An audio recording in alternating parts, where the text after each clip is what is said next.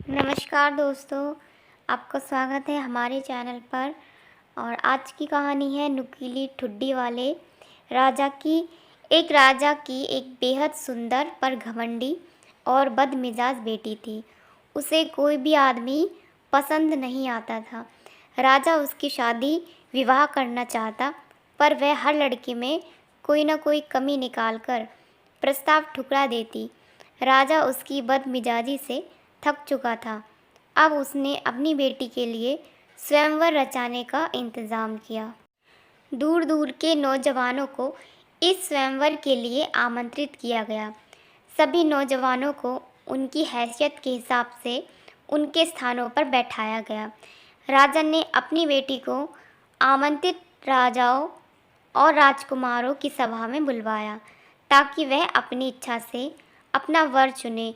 पर राजा की लड़की ने हर उम्मीदवार में कमियां निकालनी शुरू कर दी। उसके लिए कोई बहुत मोटा था तो कोई बहुत पतला, कोई बहुत लंबा था तो कोई बहुत छोटा। किसी की शक्ल मरीच की तरह पीली थी तो किसी की तरबूज की तरह लाल। इसी तरह राजा की बेटी ने हर युवक में कोई न कोई कमी निकालकर किसी से भी शादी न करने का फैसला किया। एक नुकीली ठुड्डी वाले राजा का उसने खूब अपमान किया। राजा की बेटी उसे देखकर बोली, इस राजा की ठुड्डी तो देखो, जैसे बत्तख की चोंच। उस घटना के बाद से उस राजा का नाम ही नुकीली ठुड्डी वाला राजा पड़ गया।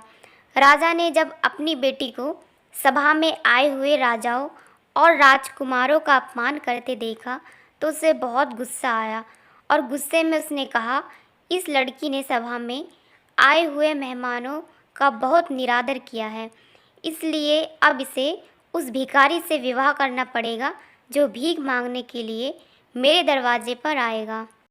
राजा ने बेटी द्वारा किए अपमान के लिए सभी राजाओं और राजकुमारों से क्षमा मांगी और आदर सहित उन्हें विदा किया। कुछ दिनों बाद एक भिखारी गायक राजा के महल के सामने गाना गाकर भीख मांगने आया। जैसे ही राजा ने उसका गाना सुना, उस भिखारी को अपने महल में बुलवाया। वह मैले कुचैले कपड़ों वाला भिखारी जब महल में पहुंचा तो राजा बोला, मुझे तुम्हारा गाना बहुत ही पसंद आया। मैं तुम्हें इसके बदले अपनी बेटी उपहार में देता हूँ। आज से तुम ही मेरी बेटी के पति हो। राजा की बेटी यह सब सुनकर सन्न रह गई और शादी से इनकार करने लगी। पर राजा बोला, मैंने तेरे स्वयंवर वाले दिन ही कसम खाई थी कि मैं तेरा विवाह अपने दरवाजे पर आने वाले पहले भिखारी से करूँगा। आज मैं अपनी उसी कसम को पूरी कर रहा हूँ। राजकुमारी खूब रोई धोई, पर वह राजा के निश्चय को नहीं बदल सकी। राजा ने उसी समय राजपुरोहित को बुलवाकर अपनी बेटी की शादी उसी भिखारी गायक के साथ कर दी। शादी के बाद राजा अपनी बेटी से बोला, अब तुम मेरी बेटी नहीं, एक भिखारी की पत्नी हो और भिखारी की पत्नी इस महल में नहीं रह सकती। अब तुम्हें अपने पति के साथ ही जाना होगा। राजकुमारी को राजा की आज्ञा के अनुसार अपने पिता के महल को छोड़कर अपने पति के साथ जाना पड़ा। उसे अपने पति के साथ पैदल ही चलना पड़ रहा था। जब भिखारी पति के साथ वह एक जंगल से गुजर रही थी तो उस राजकुमारी ने धीरे से पूछा, यह इतना सुंदर जंगल किसका है? यह जंगल नुकीली ठुड्डी वाले राजा का है। अगर तुम मुझसे शादी कर लेती तो यह सुंदर जंगल आज तुम्हारा होता। भिखारी ने जवाब दिया। लड़की मन ही मन पछताने लगी और बोली, काश मैंने उस नुकीली ठुड्डी वाले राजा से शादी कर ही ली होती। जंगल से निकलकर दोनों एक बड़ी सी नगरी से गुजरने लगे तो राजकुमारी ने भिखारी पति से फिर पूछा, यह सुंदर सा नगर किसका है? पति ने जवाब दिया, नुकीली ठुड्डी वाले राजा का। राजकुमारी ने एक गहरी सांस भरी और बोली, काश मैं उसी राजा से शादी कर लेती। भिखारी ने जब उसे फिर यह कहते सुना तो बोला, मुझे यह बिल्कुल पसंद नहीं कि तुम मेरी पत्नी होने के बाद भी किसी दूसरे आदमी के बारे में सोचो। आखिर में दोनों एक छोटे से कच्चे घर के पास पहुँचे।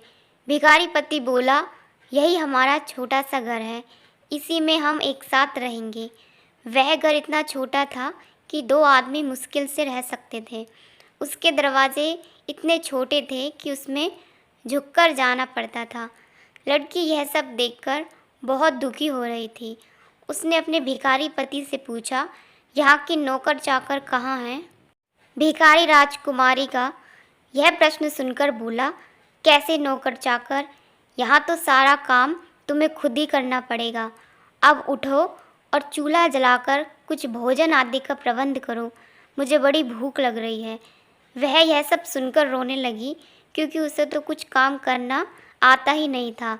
अब उस भिखारी को ही दोनों के लिए खाने को कुछ पकाना पड़ा।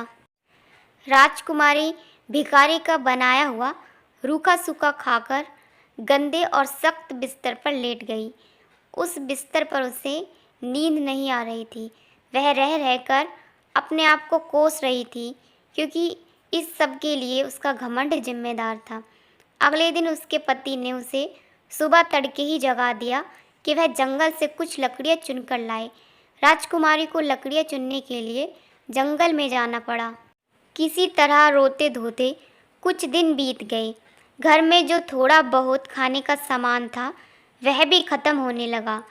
तब भिखारी पत्नी से बोला, देखो, ऐसे हाथ पर हाथ धरे बैठे रहने से काम नहीं चलेगा। हम दोनों को कुछ काम करना पड़ेगा। मैं भीख मांगना नहीं चाहता, क्योंकि एक राजकुमारी मेरी पत्नी है। अब हमें कुछ ऐसा करना पड़ेगा जिससे हम दोनों की इज्जत की ज़िंदगी बीत सके। मैं जंगल से कुछ बाँस इकट्ठा करके लाऊंगा, तुम मुझसे टोकरियाँ तैयार करना। इतना कहकर भिखारी जंगल से बाँस इकट्ठा करने चला गया। वापस आकर उसने बाँसों को बारीक बारीक छीलकर टोकरी बुननी शुरू की और साथ में राजकुमारी को भी बुननी सिखाई। पर सख्त बाँसों से राजकुमारी के कोमल हाथों से खून निकलने लगा। राजकुमारी के जख्मी हाथों को देखकर भिखारी बोला, यह टोकरी बनाना तुम्हारे बस की बात नहीं। तुम रुई से सूत काता करो, मैं तुम्हारे लिए रुई और चरखा ला दूंगा।